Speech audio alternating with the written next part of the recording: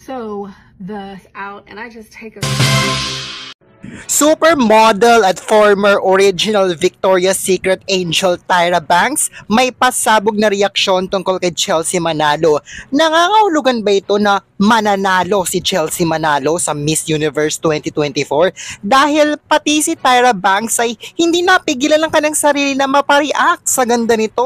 Sa ika-day 12 ng kompetisyon, sumabak pa rin ang mga kandidata sa kanilang day 2 of rehearsals para sa nalalapit na preliminary competition at Grand Finals.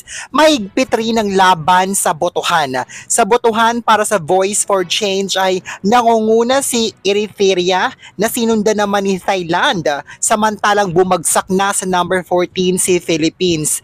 Mahina rin si Chelsea Manalo sa fan voting, kaya nanawagan si Chelsea Manalo na sana raw ay suportahan siya sa voting para masigurado ang pagpasok niya sa semifinals. Kaugnay nito, usap-usapan ngayon si Tyra Banks dahil hindi nito napigilan ang kanyang sarili na mapahanga sa pasabog na Black Beauty ni Chelsea Manalo. Sa pamamagitan ng Instagram, nag-comment si Tyra sa official Miss Universe photo ni Chelsea Manalo kung saan say nito, "Get it girl! Kunin mo na ang corona, girl!" Umani ng libo-libong likes ang komento na ito ni Tyra Banks kay Chelsea Manalo mula sa mga Pinoy pageant fans at supporters ni Chelsea.